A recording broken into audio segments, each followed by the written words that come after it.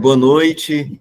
Hoje, 19 de setembro de 2025, 8h27, 20 horas e 27 minutos desse dia, estamos na primeira Câmara de Conciliação, Mediação e Arbitragem do Núcleo de Prática Jurídica do curso de Direito da Universidade Federal do Tocantins. Eu, primeiro árbitro, Alessandro Ribeiro Cavalcante, matrícula 2024, 11/2013, e comigo está aqui a Fernanda Barbosa Carneiro, matrícula 20, 24, 21, 29, 19.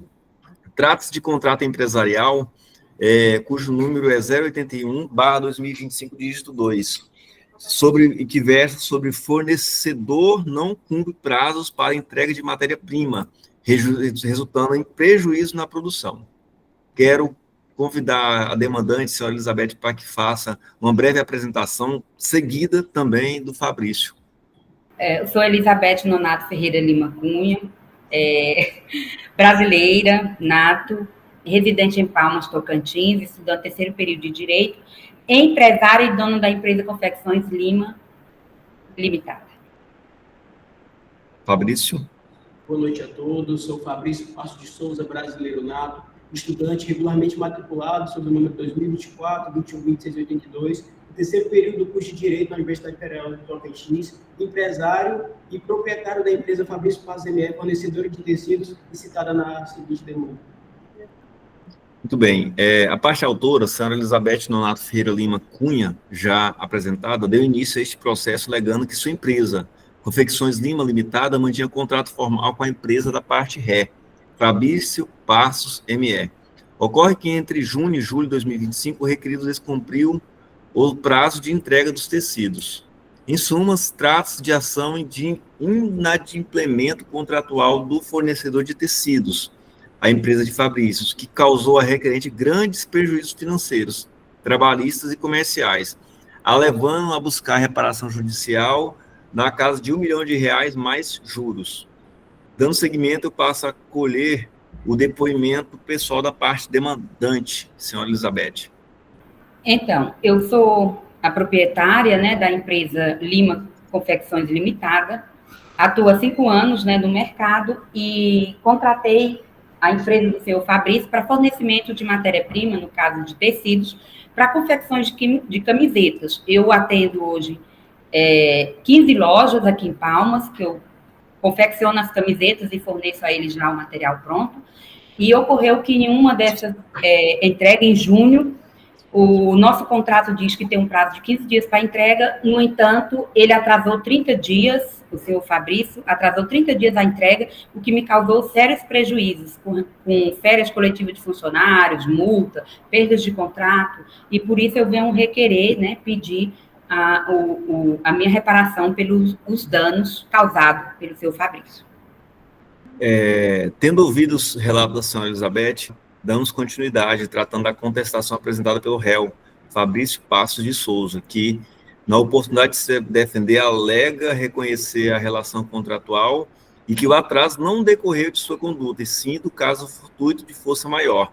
Ademais, a defesa se baseia na força maior, sendo esta a greve nacional dos caminhoneiros, ocorrida em julho de 2025. E na boa-fé contratual, buscando afastar a obrigação de indenizar a parte autora. Nesse sentido, eu colho, nesse momento, o relato do demandado, senhor Fabrício.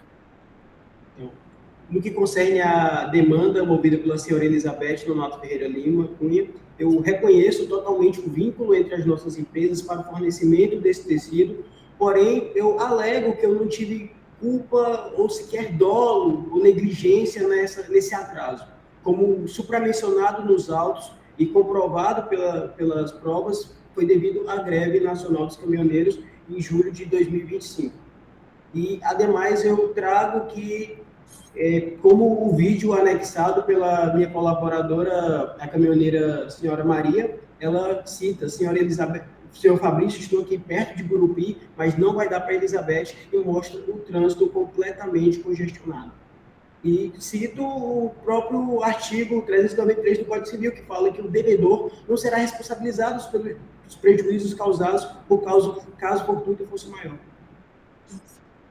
Muito bem. Temos aqui alguns dados interessantes. nós temos pontos relevantes que vocês reconhecem que existe um contrato formal, que houve uma entrega, houve atraso na entrega, a requerente alega culpa do fornecedor e prejuízo na casa de R$ 1 milhão, o réu sustenta força maior e boa-fé, apresentando documentos e imagens que comprovam as mesmas.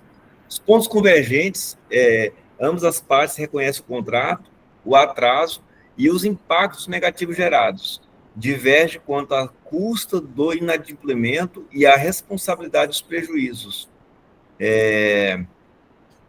Nesse sentido, há interesse de elucidar esses fatos com acordo?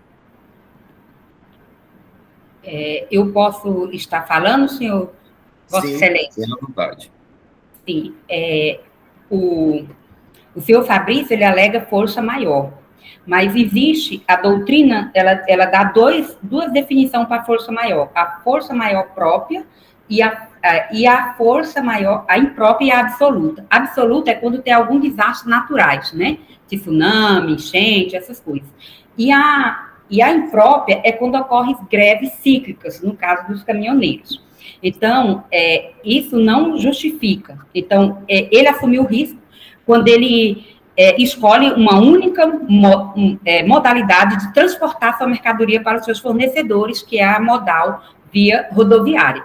Então, como no Brasil já tem a previsão de greve constante, teve em 99, teve em 2018 e 2025, ele já deveria ter essa base. Outra coisa, ele não pode dizer que agiu de boa fé quando eu enviei vários e-mails para ele, liguei, fiz a notificação extrajudicial e ele não respondeu. Ele veio responder em agosto. Outra coisa, as provas que ele colocou da caminhoneira falando da greve, ela não identifica que a greve durou 30 dias. Lá só diz que estava no 5º dia útil de greve. Então, ele não apresentou prova dos 30 dias de greve. Então, acho que isso é muito fraco, esse argumento dele.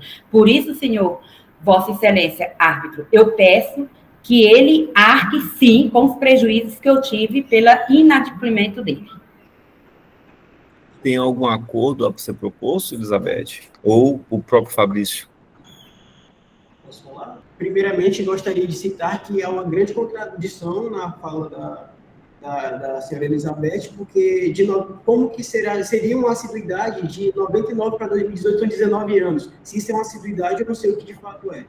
E só venho aqui para reiterar o meu pedido de improcedência total da contestação e reitero a minha aversão a qualquer tipo de acordo. Vossa Excelência, posso falar? Pode.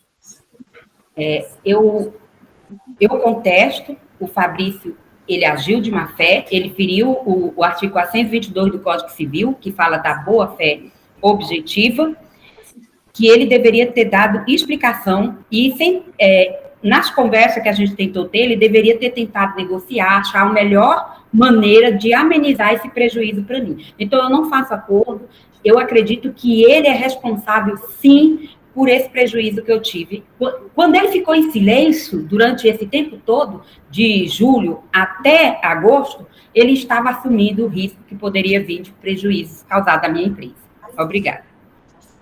Bom, considerando que não houve propositura de acordo, eu passo aqui a oportunidade também à árbitra, para que ela possa proferir a sentença. Perfeito. Boa noite. Boa noite, Fabrício. Boa noite, senhora Elizabeth. Boa noite, colega, árbitro Alessandro. Eu gostaria de pontuar brevemente, né, já caminhando para o final, para a conclusão dessa audiência, que nós levamos, sim, eu e meu colega Alessandro, nós levamos, sim, em consideração,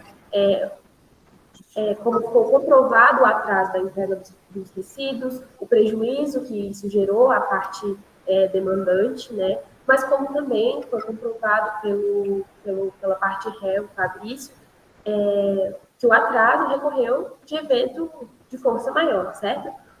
Ambas as partes, pelo que constou eu e o Alessandro, ambas as partes atuaram com boa fé, sim, e buscaram minimizar os prejuízos, né, ao longo do ocorrido. E como nós não pudemos chegar a um acordo que agradasse ambas as partes, eu e meu colega vamos proferir uma sentença nós consideramos que seja proveitoso para as partes envolvidas, certo? Dessa forma, o pedido vai ser julgado parcialmente procedente, reconhecendo a força maior como causa do atraso e determinando, portanto, que o requerido, Fabrício, indenize apenas os danos comprovados e evitáveis, certo? Ademais, nada mais havendo a tratar, vou dar por encerrada essa audiência e a ata e a sentença estarão disponíveis às partes em prazo legal. Logo que estiverem lavradas, vocês também poderão assinar elas. Tudo certo? Ok. Perfeito, então, boa noite.